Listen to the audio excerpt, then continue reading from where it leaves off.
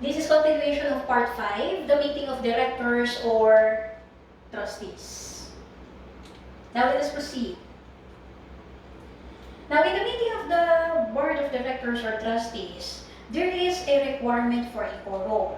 What is meant by quorum? Quorum is majority. Now when we say majority of the number of directors or trustees fixed in the Articles of Incorporation unless the AOI or bylaws provide for a greater number. And what is majority? Majority is divided by 2 plus 1. If we have 10 seats of the members of the Board of Directors or Trustees, 10 divided by 2 is 5 plus 1, 6 is majority. And the presence of 6 directors or trustees in the meeting is sufficient or enough to proceed with the agenda on the said meeting. That constitutes a quorum. And majority of the quorum is sufficient to approve or disapprove a particular corporate decision. How do they vote? Majority of the non-members of the Board of Directors or trustees in a meeting constituting a quorum.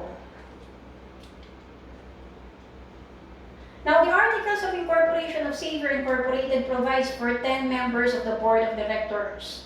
During the meeting of the board for the approval of its plan of expansion, 5 directors attended and they all decided for the expansion of corporate business. Is the Corporate Act valid?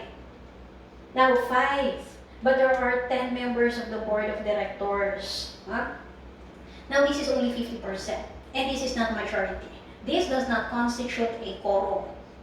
Therefore, now the Corporate Act approved in the said meeting cannot be considered as valid. Because there is no compliance with the quorum requirement for purposes of holding a director or trustees meeting. And by the way, for Board of Directors and Trustees, we count it per head. Do not be confused with that of the stockholders that we are considering the equity, the number of shares for directors or trustees per head. If we have 10, majority is 6, and non-majority of 6 is 4. Now, in case 6 directors attended, is there already a quorum? Yes. 10 divided by 2, 5 plus 1 is 6, and there is already a quorum. And 4 of them voted for the expansion of business. Is the Corporate Act valid? Now, if 6 attended, there is a quorum. They will be voting whether approve or disapprove. Whatever would be the vote of the majority of those who are present constituting a quorum, that will prevail. Therefore, 6 divided by 2 is 3 plus 1, 4, majority of the quorum. Therefore, the Corporate Act is considered as valid. Again, I repeat, we should make it clear. Majority of those who are present in the meeting and in the said meeting, they constitute a quorum. In the meeting, at least there must be 6, unless the AOI or the bylaws provide for qualified majority or greater number of majority for purposes of holding a director or trustees meeting. The Articles of Incorporation of Xavier Incorporated provides for 7 members of the Board of Directors. How many members constitute a quorum for purposes of a valid meeting? Now this time it is 7. 7 divided by 2 is 3.5 plus 1, that is 4.5. Now what would be majority and what would be quorum? Would that be 5? Rounding it to the next, and that would be 5, or would that be 4? You omit the decimal. 4 out of 7, that is majority. Similarly, say we have 3. Say that in the Court of Appeals, Court of Tax Appeals, that we have 3 justices sitting in a division. When you say the vote of 3, that is unanimous. The vote of 2 is majority. But what is majority? Now 3 divided by 2 is the 3 divided by 2 is 1.5 plus 1 is 2.5. You omit the 0.5, that is 2 majority, 2 out of 3. Similarly, just omit the decimal, 7, Divide by 2, 3.5 plus 1, 4.5. Omit the decimal, 4 is quorum or majority. Now, the corporate officers. The president, secretary, and treasurer. Same as before. Except that we have additional requirement for treasurer. The president must be a director. The secretary must be a citizen and resident of the Philippines. The treasurer must be a resident. This is additional requirement under RA 11232. Now, the compliance officer is already required for corporations vested with public interest. Now, what are those corporations that we mentioned are publicly listed? The asset is 50 million with 200 stockholders owning at least 100 class of equity shares, banks, non-banks, or quasi-banks, trust, insurance, pre-need, class. Now, can we have a person occupying two positions concurrently? It depends. But as a general rule, allowed. Except, the same person may hold two or more positions concurrently, except that no one shall act as president and secretary or as president and treasurer at the same time. Now, for the executive committee, this is a small board of directors. They can act on transactions occurring under ordinary ordinary operations of the business. Instead of you forcing it through the board of directors and then wasting your time, if that would be an ordinary or regular transaction in the course of business, you can already create an execom. At least 3 directors who may act on specific matters within the competence of the board as may be delegated in the bylaws or majority of vote of the board. Now, what are the acts that cannot be done by the executive committee? They cannot act on the following. AFAD is our code. Approval of any action for which shareholders' approval is also required. Now, for the voting requirements, there are certain corporate acts required to be approved or concurred by the stockholders. Now, we will have a summary of that class. Now, I will be giving you in another video a summary of the different voting requirements now, because time and again from part 1 until this part, now we mention on different voting requirements, and it would be very hard for us to memorize everything. Now, I'll give you a summary on that. Now, filling of vacancies in the board.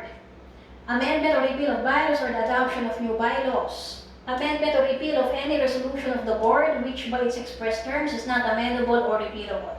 And distribution of cash dividends to shareholders. Now, cash dividends, the voting requirement is majority vote of the members of the board in the meeting wherein there is a quorum. For stock dividends, it would require not only the majority vote of the BOD in a meeting wherein there is a quorum, but likewise the approval of stockholders representing 2/3 of the outstanding capital stock. And that will be covered by number 1. That is why for number 5, cash dividends. But remember this AFAD. But aside from the executive committee, under the new law, where it is already allowed for corporation to have emergency board, especially for those extraordinary circumstances or events that wherein it may prejudice the corporation. Emergency board may be created. Now, the threefold duty of a director or trustee. Our code for this is old. Obedience, loyalty, and diligence. The director or the trustee can only act within the powers conferred to the corporation. It cannot enter into transaction outside the powers conferred to it. Loyalty, in this case, now we will be discussing the doctrine of corporate opportunity. Now that if you have been elected by the stockholders or members, they give you the trust and confidence that you will be performing your your duties and your primary concern, the fidelity and loyalty you owe that to the company, and due diligence. Due diligence in the performance of your duty as a director or trustee. Remember all. Now, the pertinent provision, directors or trustees who willfully and knowingly vote, willfully, that means it is with intent, now vote for a set of patently unlawful acts of the corporation or who are guilty of gross negligence, that is with respect to diligence. This is with respect to obedience. Or who are guilty of gross negligence or bad faith in directing the affairs of the corporation or acquire any personal or pecuniary interest in conflict with their duty as such, that is with respect to loyalty, will be liable to the corpo. Because that would be breach of the threefold duties, what is our code called: obedience, loyalty, and diligence.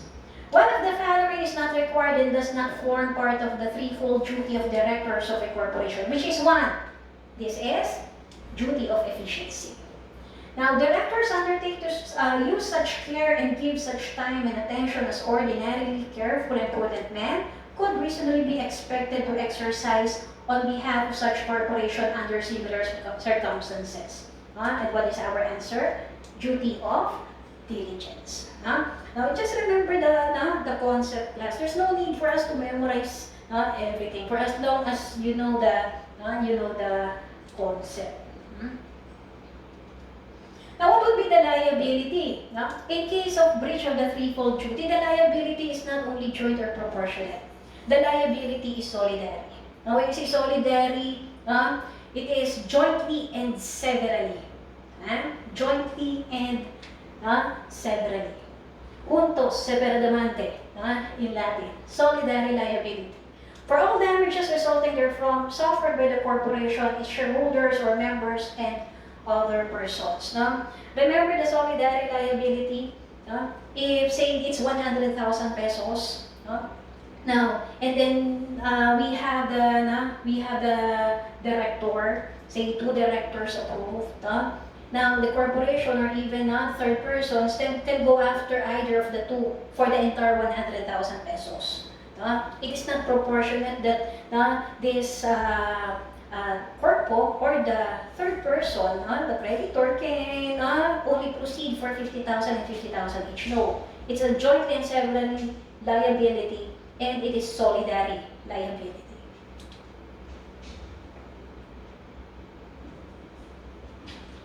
Now, what is this doctrine of corporate opportunity?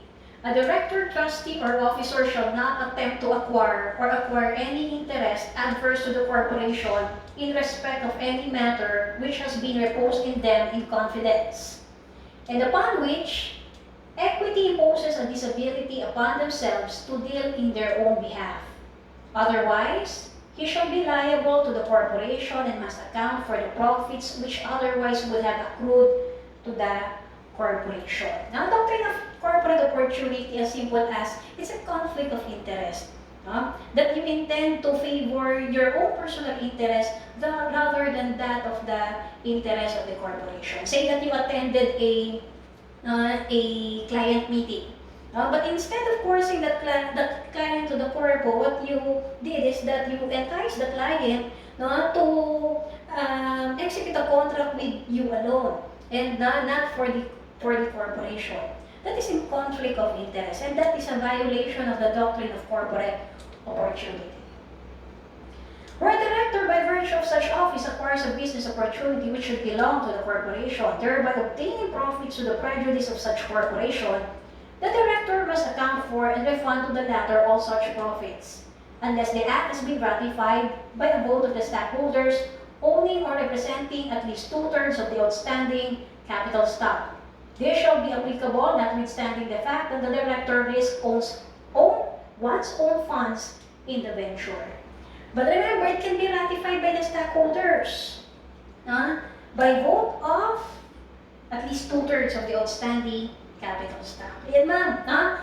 It is very hard for us to memorize the voting requirement. Again, as I told you in a separate video, I will be giving you a summary of the different voting requirements for easy recall and memory work. This is not a violation of duty of loyalty of a director. Letter A, gross negligence or bad faith in directing the affairs of the corpo. Gross negligence, this is for due diligence, right? Acquiring any personal or pecuniary interest in conflict with your duty as such, trustees. This is for loyalty. Acquiring interest adverse to the corporation, that is for loyalty. Acquiring business opportunity which will belong to the corpo, that is also loyalty. Our answer, letter A. A director is not liable for willful, dishonest, and mismanaged. Willful, intentional, and knowingly liable. Negligence, which consists in mere failure to act.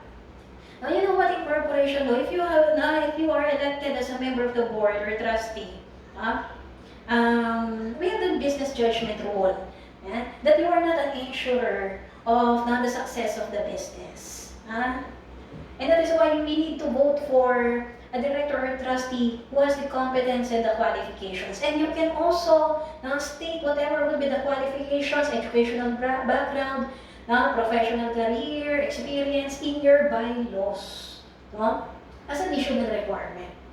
Now, acting without negligence in the justifiable belief that their conduct is authorized. And willful act, which they know or ought to know to be unauthorized. What will be our answer? This is acting without negligence. And in the justifiable that their conduct is authorized. Now, this is following what we call the business judgment rule. Now, let us proceed to self-dealing director. But later on, we also have the interlocking director. What is self-dealing director? Any transaction with self-dealing director. That means I am a director, I will enter into contract with the corpo to whom I am a director of the said corpo. Simple as that. Refers to a member of the board of one corporation who transacts, negotiates, or deals with other corporations with whom he has vested interest. Now, how do we illustrate? Say that we have Peter. Peter is a director at the same time president. Because you cannot be a president if you are not a member of the board. Of Corona Getaway Inc.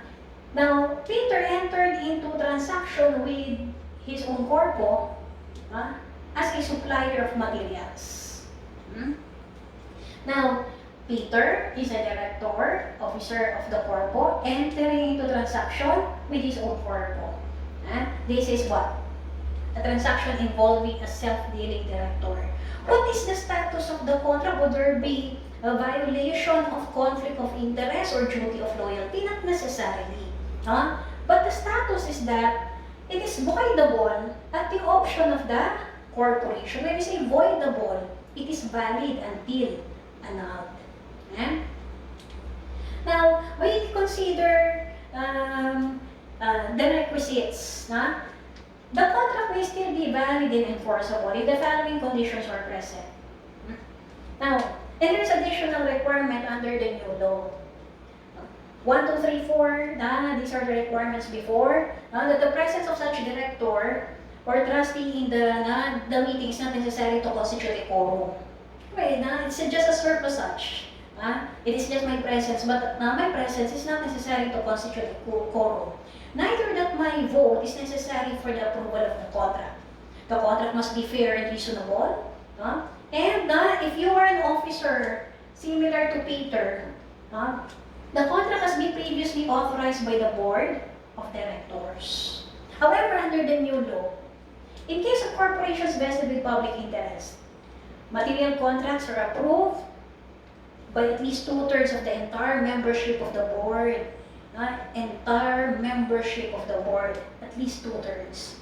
Now, with at least a majority of the independent directors voting to approve the material contract. There is a stringent requirement for corporations vested with public interest. But if it is not covered or if it is silent, say just a mere corpo entering into, now these are the requirements. Now, say 1 and 2. What are the requirements 1 and 2? that my presence is not necessary to constitute a quorum, and my vote is not necessary for the approval of the contract. 3. Fair and reasonable. The contract can still be ratified by the vote of the stockholders representing at least 2/3 of the outstanding capital stock, or at least 2/3 of the members.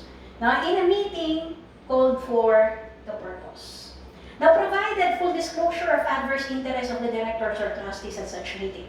And the contract is fair and reasonable. This is in the absence of 1, 2, and or 3. 1 and 2 specifically. Now, Alfred is a director of Corona Getaway Inc., a stock corporation with 5 members of the board of directors. In a meeting for the approval of a joint venture with Alfred for the leasing of KGI's real properties, 3 out of 5 directors attended. 5 divided by 2 is 2.5 plus 1, 3.5. Omit the decimal, then that will be 3. And 3 is majority. 3 is quorum. But including Alfred. Remember our requirement. Alfred and Ben voted for the approval of the joint venture while Charles dissent. That means 2 out of 3. But his vote is necessary for the approval of the contract for himself. Subsequently, another director, Daniel, questioned the approval of the contract. Is the contract valid and enforceable? Remember our requirements. Let us go back. In the absence of 1 and 2,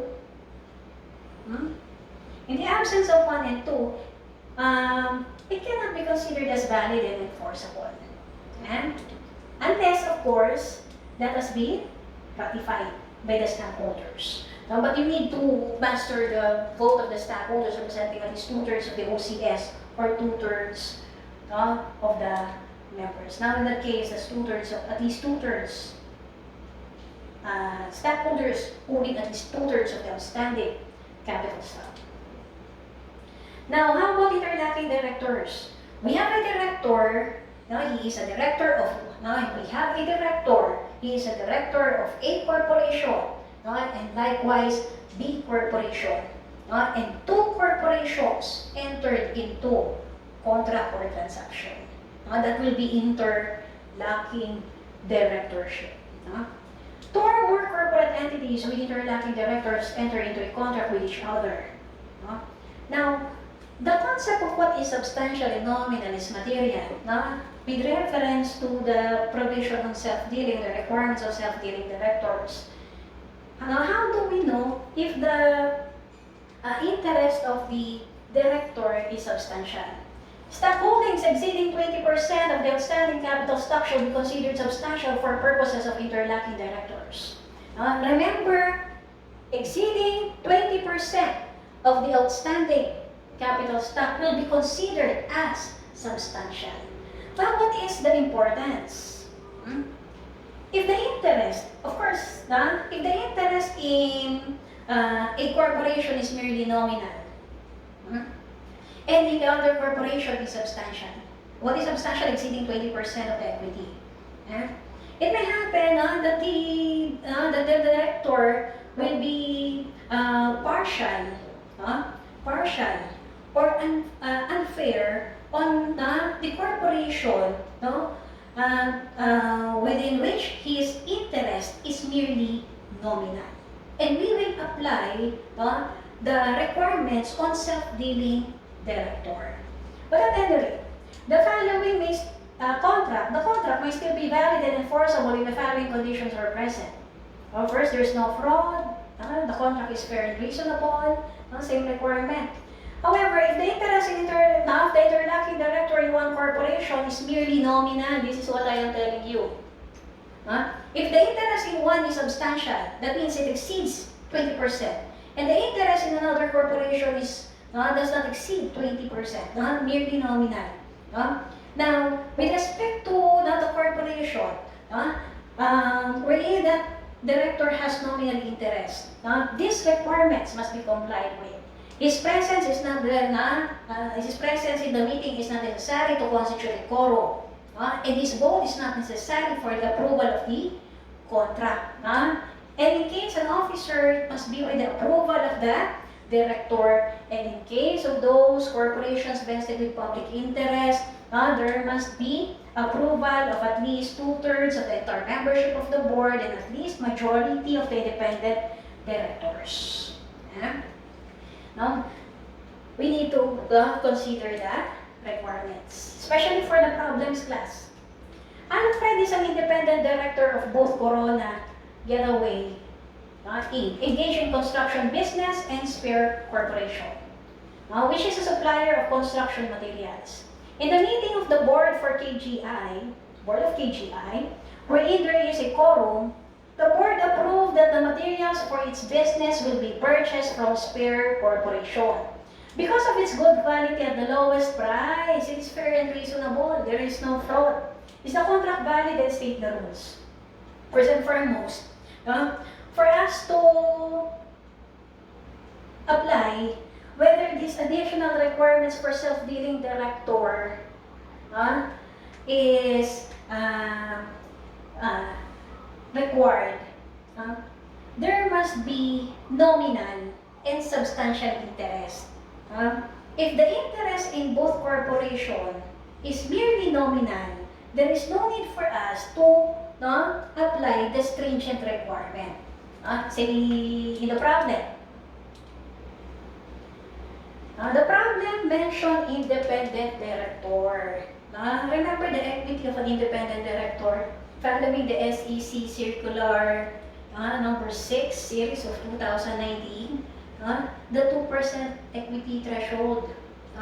If his equity ratio or equity limit already exceeded at 2%, he loses his position, that is incapacity and disqualification on the part of the independent director. He cannot be considered as independent director. And the fact that he has that minimal equity in the business, his interest is merely nominal. In both corporations, KGI and Spercorp, nominal interest. Therefore, we will not apply the requirements for self-dealing director. And the fact that that is a good quality and lowest price, there is no fraud, and the contract is fair and reasonable. The contract, therefore, is valid. Doctrine of apparent authority. Under this doctrine, if a corporation knowingly permits its officer or any other agent to perform acts within the scope of an apparent authority, holding him out to the public as possessing power to do those acts, the corporation will, as against any person who has dealt in good faith with the corpo through such agent, be estopped from denying such authority. Apparent authority, if you vested on this person all the authority and the powers to act on behalf of the corporation without questioning it for several years, and third persons rely on that representation without objection, with implied consent. That can be considered as apparent authority. Therefore, the corpo is estopped from denying the authority conferred to the officer or agent of the corpo.